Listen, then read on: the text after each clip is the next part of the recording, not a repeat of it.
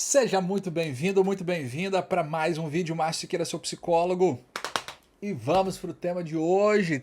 Tema de hoje: a morte dos parentes vivos.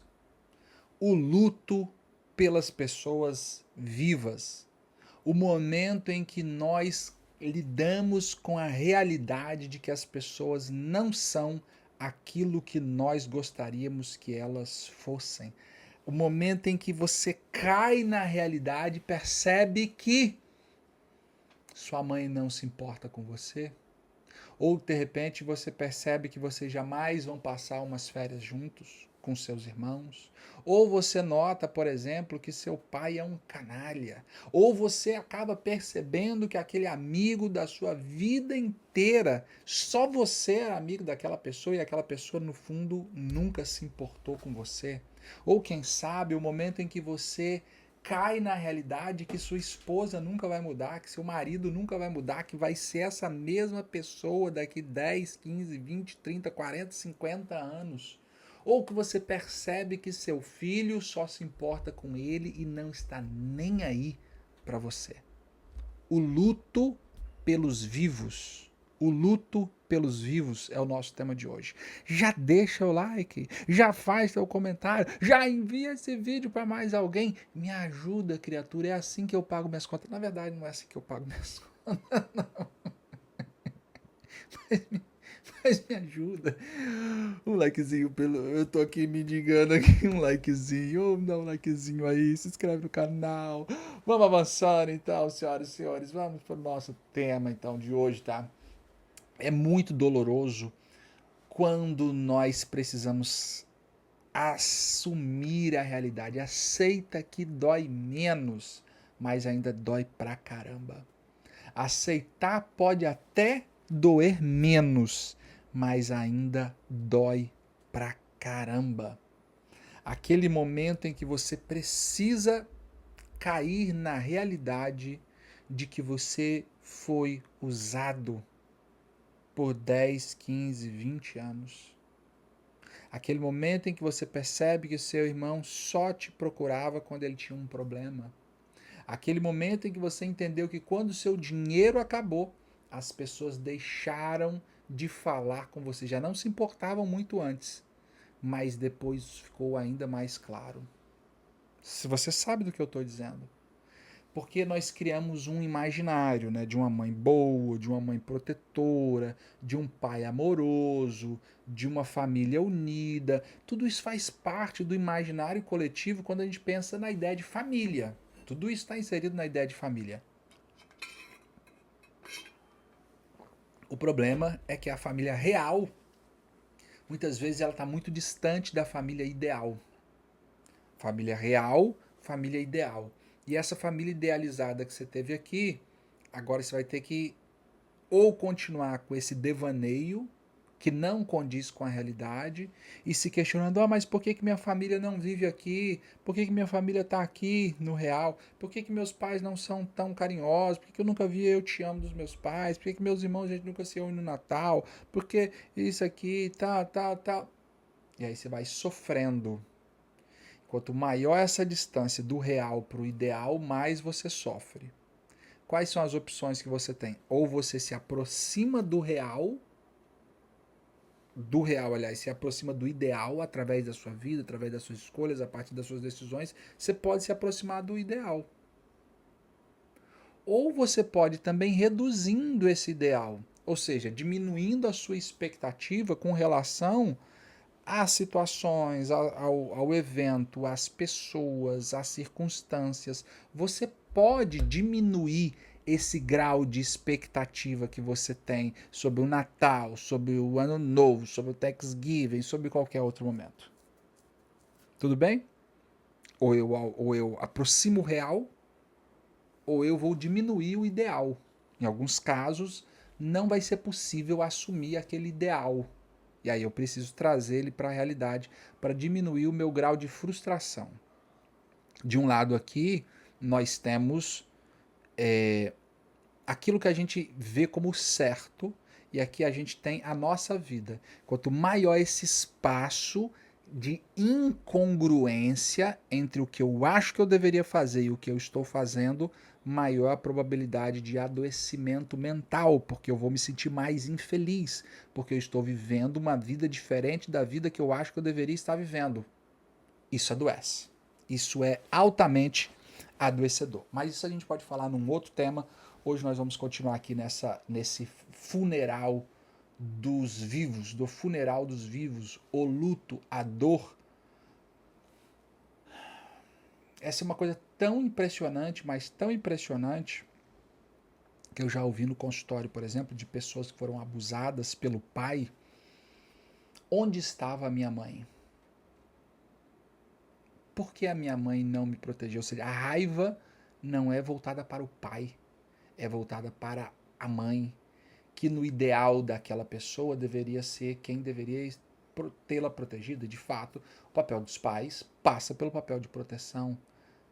Mas aí você vê como que esse ideal, às vezes, ele é ainda mais pesado para algumas figuras. Como, por exemplo, a figura da mãe. A figura materna, ela é uma figura altamente idealizada. E quando você cresce, você começa a perceber, por vezes, que sua mãe emocionalmente é uma criança. Não evoluiu, não cresceu. Tem muitas pessoas que são filhos de mães que são emocionalmente crianças, por traumas que ela sofreu, pela vida difícil. Talvez seu pai bebia, talvez ela apanhava, talvez. Tem mil coisas que podem estar envolvidas aqui. Eu não tenho como descrever cada um desses casos. Mas é impressionante quando de repente você chega na vida adulta, quantos e quantos pacientes, eles chegam na vida adulta e de repente eles começam a notar isso. Poxa, eu queria que minha mãe fosse aquela mulher conselheira, ou eu queria que minha mãe fosse aquela pessoa que me desse uma palavra de sabedoria, ou que me desse um apoio, ou que me protegesse, ou que me ajudasse com os meus filhos, ou que me fornecesse uma proteção, ou um carinho, ou o colo. E isso não acontece. A função de ter cuidado de você na infância era dela, do seu pai e dos demais adultos que estavam ao seu redor. Não aconteceu. Agora você é um adulto. Já não cabe mais você esperar que o outro faça. Agora, ou você faz por você, ou ninguém vai fazer. Ou você faz por você, ou ninguém vai fazer. O autocuidado na vida adulta funciona assim. Autocuidado na infância não é possível, porque a criança não sabe tomar banho, não sabe passar creme, não sabe pentear cabelo. Depois ela vai aprender. Mas enquanto ela não sabe, essa função é dos pais. Na vida adulta, não. Essa função não é dos pais, essa função não é do cônjuge, essa função não é do filho. Na vida adulta, isso cabe a você. Se você não fizer por você, ninguém vai fazer. Só que essa criança ferida da infância, ela está hoje esperando que a sua mãe faça por você o que sua mãe deveria ter feito lá atrás e não fez. Porque usava droga, porque bebia, porque estava mais preocupado com o namorado do que com você, por motivos mil, por conta da religião, por muita coisa. Por muita coisa. E você sabe do que eu estou dizendo. Agora você é um adulto. Agora você é uma mulher. Agora você é um homem. E agora, sua mãe não tem mais obrigação de fazer isso. Nem seu pai, nem seu irmão, e nem seus amigos, e nem seu cônjuge, e nem seu filho. Essa obrigação é sua. Ou você faz por você, ou ninguém vai fazer.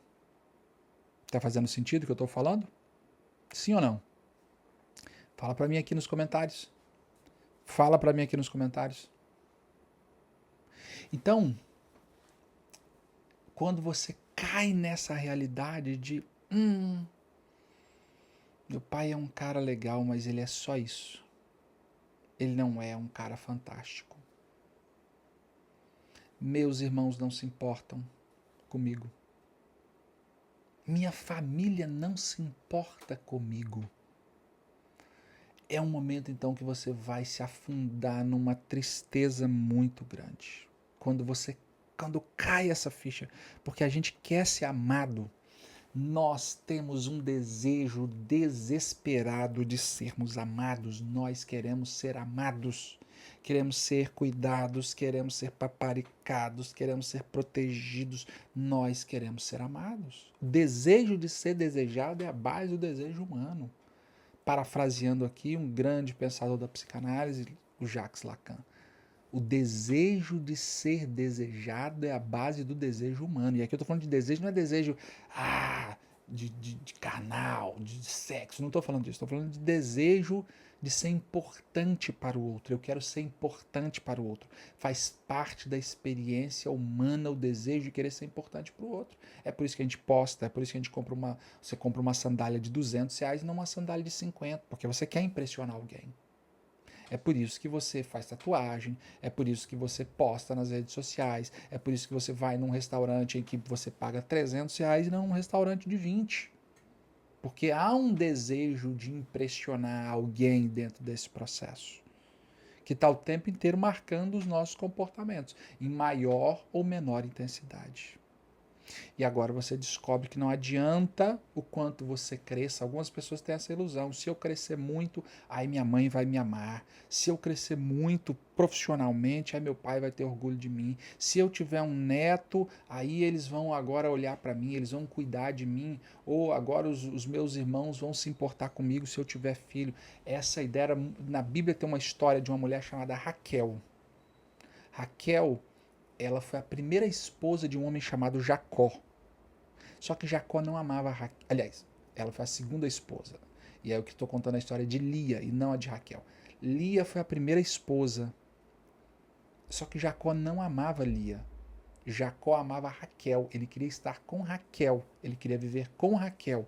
Mas por uma questão da época, de um costume da época, a irmã mais velha foi dada primeiro em casamento. E ele se casou com ela, tinha tomado umas, nem percebeu que tinha casado com ela. Quando acordou no outro dia, não era Raquel, era Lia. E aí os dois já estavam casados e ficaram casados, enfim. Mas ele não se importava com Lia, ele estava preocupado com Raquel. E aí Lia dizia assim, agora se eu der um filho pro meu marido, agora ele vai me amar. E aí vinha filho e nada do amor. Agora se eu fizer isso pelo meu marido, ele vai me amar. E nada de amor chegava. Agora com certeza ele vai me amar. E nada de amor chegava. Gente, quem se coloca nesse processo? Não, se eu fizer tal, eu vou ser amado. Essa pessoa está cavando um poço que ela nunca vai chegar no final. Ela está tentando matar a sede tomando água do mar. Quanto mais você bebe essa água, mais sede você toma. Quem entra nesse processo para tentar barganhar amor, se eu der um neto, minha mãe vai me amar. Se eu trocar de carro, meu pai vai se importar comigo. Se eu enviar muitos presentes para os meus irmãos vão finalmente fazer as pazes comigo. Quem entra nesse processo está a passos largos da loucura. Quem entra nesse processo está caminhando para o adoecimento severo. E por que essa pessoa está a passos largos caminhando para o adoecimento severo? Porque você vai fazer, e enquanto mais você fizer, menos o outro vai se importar. Você pode comprar uma casa, você pode comprar um carro, você pode comprar um país para o outro. Se o outro não se importa com você, ele não se importa com você. No máximo, ele se importa com aquilo que você tem para oferecer. E no momento que você não tiver mais nada para oferecer, essas pessoas vão sair da sua vida. Seja seu pai, seja sua mãe, seja sua irmã, seja sua prima, seja seu vizinho. Não se iluda com isso. Não é porque é sua mãe, seu pai ou seus irmãos que te amam. Não se iluda com isso. Tem muitos pais que não se importam com os filhos. Essa é a verdade. É doloroso? É. A verdade dói. Mas ela dói uma vez, já a mentira dói sempre. O que eu estou falando para você é a realidade. Nem toda mãe daria a sua vida pelos seus filhos. E essa pessoa que por vezes foi abandonado, que foi rejeitado, que foi ignorado, que foi usado, é claro que essa pessoa vai ter uma carência, porque ela quer aquilo que ela nunca teve. Ela nunca teve afeto em casa e ela quer esse afeto. E por querer esse afeto, por vezes vai buscar essa pessoa. Eu lembro da história de uma pessoa que foi criada pela avó, mas criada pela avó, assim, a mãe Assim que essa pessoa nasceu, a mãe escapou pelo mundo afora e foi pelo mundo afora, ninguém sabe para onde estava. Vivendo de droga, de festa, de gandaia, esse negócio todo. E essa pessoa, então, na casa da avó, a avó bebia muito. O avô, então, violentava essa pessoa, na época uma criança. E aí, na adolescência, decide buscar a mãe. E quando encontra a mãe usuária de droga nível pesado. Olha que história triste. A mãe usuária de droga pesada. Então, quando essa filha tinha dinheiro, a mãe, que era usuária de droga pesada, dizia para ela: "Ah, eu te amo, minha filha." Quando ela tinha dinheiro. Ia lá, pegava o dinheiro, usava tudo de droga, acabava de usar a droga, passava pela filha e nem cumprimentava a filha. Olha o tamanho do buraco emocional que está dentro dessa pessoa. Enorme. Um buraco enorme. Um buraco enorme. E aí a gente precisa entender que as pessoas ocupam espaços dentro de nós. As pessoas ocupam espaços dentro de nós. Então, talvez o seu relacionamento amoroso é a principal coisa da sua vida. Então ele ocupa esse espaço aqui. E quando tem um término, pum, agora esse espaço todinho aqui dentro de você tá vago. E aí a vida fica deslocada. E às vezes os pais ocupam um grande espaço na vida dos filhos por conta desse imaginário, por conta dessa ideia, e os pais estão lá ocupando esse espaço, até que de repente você nota que a realidade é essa, nua e crua, de que não, você não é amado, ou você é amado condicionalmente, ou o outro não tem para te oferecer, porque sua mãe veio de um lar disfuncional e isso é tudo que ela tem para te oferecer, seu pai veio de um lar disfuncional e ele não vai te oferecer aquilo que você quer e você precisa lidar com a realidade. Não pode ou não quer te oferecer algo e você vai ter que lidar com essa realidade. Aceita que dói menos. É doloroso? Muito, muito doloroso. Mas é a realidade. Eu sei que eu estou fazendo uma cirurgia aqui com você sem anestesia. Cirurgia sem anestesia dói mesmo. Dói mesmo. E por vezes, se eu estou desencadeando aqui temas muito sensíveis para você, talvez você precise buscar um apoio profissional para lidar com isso. Mas o que eu estou falando aqui é a realidade. É a realidade dentro de muitas e muitas e muitas famílias. O que vai ser feito com isso? Eu não sei. O que você vai fazer com o que eu estou te dando aqui? Eu não sei. Eu estou te dando uma ferramenta, eu estou te dando um martelo. Você pode se machucar usando o martelo ou você pode usá-lo bem para construir alguma coisa digna dentro da sua vida. É uma escolha? É uma escolha.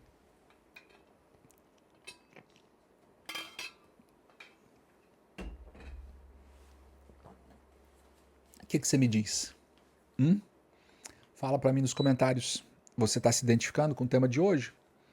Estou te descrevendo, estou falando da sua realidade. É isso que você sente, que você vive também? Ou está fora da sua realidade? Fala para mim nos comentários.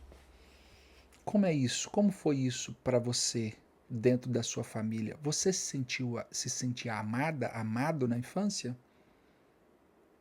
Sim ou não? Fala nos comentários. A sua opinião, ela é importante. Ela é importante. O que mais que a gente pode falar sobre isso então? Então nós temos esse buraco, esse desejo. Enquanto mais a gente vive alimentando esse desejo de ser amado, mais infeliz a gente se torna, mais fragilizado a gente fica emocionalmente, mais buracos existem dentro de nós. Então, o que pode ser feito? Primeiro, você cuidar de você mesmo. Você cuidar de você mesmo. Não dá mais para esperar que outro cuide de você. Você precisará cuidar de você mesmo. Cuidar de mim como? Como que eu faço para cuidar de mim mesmo? Se eu te entrego uma criança de 5 anos e falo assim, cuide dessa criança, como que você vai cuidar dessa criança? É assim que você tem que cuidar de você. Como que eu cuidaria dessa criança? Você daria banho nessa criança, você não deixaria ela sem tomar banho. Você daria de comer para ela, você não deixaria ela sem comer. Você não daria qualquer coisa para uma criança de 5 anos comer. Você não deixaria ela dormir qualquer hora. Você está percebendo como é que é o autocuidado? Autocuidado é isso. Não dormir qualquer hora, não comer qualquer coisa, tomar banho, ter horário para as coisas. Então, se a gente se cuidar como a gente cuidaria, às vezes, de uma criança, a gente já vai estar fazendo uma grande coisa. Uma grande coisa, uma grande coisa. Segundo, parar de buscar isso. Nossa, que diferença, hein? Esse ar-condicionado tava. Parar de buscar esse amor desesperado. Essa busca desesperada pelo amor, ela nos leva para cada vez mais fundos, para uma posição cada vez mais baixa, para um ponto de sofrimento cada vez maior. Então, não entre nesse sistema. Entrar nesse sistema é entrar num processo de adoecimento. Todas as vezes que eu busco ser amado, que eu faço algo para ser amado, eu estou, na verdade, criando as bases para a minha infelicidade. Então, eu preciso me cuidar, eu preciso parar de fazer coisas para ser amado. Todas as vezes que você se vê fazendo uma coisa para ser amado, seja comprando um presente para alguém, seja fazendo uma ligação, seja fazendo uma visita, seja assumindo um problema do outro, se você percebe que você está fazendo isso para ser amado, pare. Vou trocar de carro, por quê? Porque eu quero ser amado. Pare. Ah, vou comprar uma roupa mais bonita, por quê? Porque eu quero ser amado. Pare. Todas as vezes que envolver isso, esse tipo de sentimento, você precisa parar e não avançar nessa situação. Então, quando nós entramos nesse processo de assumir o nosso cuidado, somado com esse outro ponto, que é o de parar de criar essas expectativas, eu já tenho meio caminho andado. Terceiro, eu vou ter que ter paciência com esse processo, porque é um processo de luto. Poxa, eu imaginava que eu tinha uma ótima família, eu descobri que na verdade minha família é péssima. Eu vou precisar lidar com o luto disso. O luto da realidade, do que o outro é e não daquilo que eu gostaria que o outro fosse. Existe um luto, existe um momento no casamento em que cai a ficha e você fala: o outro nunca vai mudar. Meu marido nunca vai mudar. Minha esposa nunca vai mudar. E esse é o momento que cai a ficha. E quando cai a ficha é um dos momentos mais importantes dentro de qualquer relacionamento.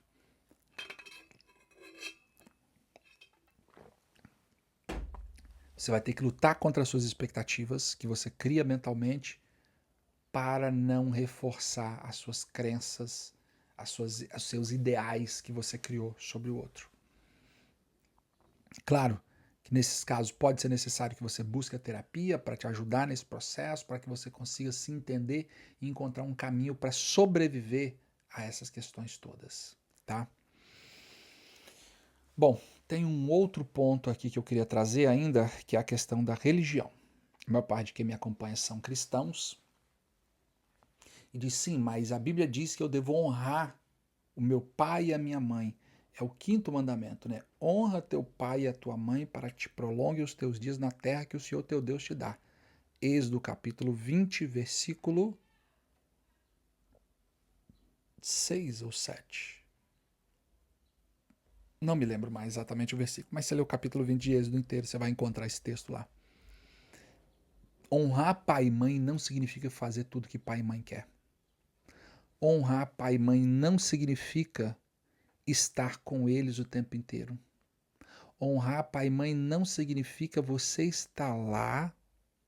Então vou imaginar que seu pai é um gastão, gasta tudo. Honrar pai e mãe não significa você ficar injetando dinheiro nele. Vou imaginar que sua mãe usa droga. Honrar pai e mãe não é comprar isso, não é ajudar sua mãe a se endividar, não é ficar assumindo todas as responsabilidades, todos os problemas pelos seus pais, seja que é usuário de droga, de bebida, que não tem controle financeiro. Não é isso. Honrar é cuidar. E às vezes a melhor forma que a gente faz para cuidar do outro é deixar que o outro lide com as consequências, inclusive os próprios pais. Precisamos também permitir que os pais lidem com as consequências dos seus erros. Muitos filhos não permitem que os pais assumam a responsabilidade dos erros. Querem assumir a responsabilidade pelos erros dos pais. Não dá certo. Não dá certo. Então, honrar pai e mãe é você cuidar. Agora, se o outro não quer ser cuidado, o que você pode fazer? Se o outro não se importa, se o outro não quer a sua companhia, ou se estar com o outro te desgasta de uma forma que você não tem o que entregar. Então vamos imaginar que você, quando fala com a sua mãe, quando sua mãe vem te visitar, depois você fica passando mal, porque de tanto que ela critica, de tanto que ela fala, de tanto que ela ofende, de tanto que ela humilha. O seu filho crescer, sua filha crescer vendo esse modelo, será que vai ser saudável para ela? Então, às vezes, honrar pai e mãe também pode ser manter distância. Honrar pai e mãe, em alguns casos, também pode ser manter distância. Tá bom? Em alguns casos isso é necessário. Não estou dizendo, é muito difícil porque um vídeo aqui tem 100 pessoas, 200 pessoas, 300 pessoas, 1000 pessoas. Cada uma com a mãe diferente, cada um com um pai diferente, cada um com irmãos, com uma família diferente. Então, o martelo que serve para João é uma tragédia na vida de Ricardo. O mesmo objeto, a mesma fala, a mesma frase, a mesma aula, que para algumas pessoas pode ser muito boa, para outras pessoas pode ser péssima. Por quê? Porque vai pegar isso aqui, não está no seu contexto e vai tentar trazer isso para o seu contexto, o que vai fazer com que você crie uma coisa totalmente fora da realidade. Tudo bem? Mas é isso, apesar disso, os vídeos estão aí, usem com moderação. Não estou falando da sua vida, pode até ter se encaixado com a sua vida, aqui alguns pontos que eu trouxe, mas eu não estou falando da sua vida. Então, para falar da sua vida, é necessário que você busque um profissional, busque um bom psicólogo, ele vai te ajudar nesse processo, tudo bem? Finalizamos por aqui? Vou botar um código aqui, tá? Botar um código, só para me saber quem chegou até aqui. Se você digitar MV, eu vou saber que você chegou até o final. Esse é o nosso código para me saber quem chegou até o final. Se você digitar MV, eu vou saber que você chegou até o final. Não digitou MV, você pode até digitar qualquer outra coisa, mas tem que ter um MV no começo. Se tiver um MV no começo, eu vou saber que você chegou até aqui e que você gosta desse tipo de conteúdo, tá bom? Fala para mim nos comentários a sua opinião sobre isso, tema polêmico de hoje, mas vale a pena. Um abraço e até nosso próximo vídeo.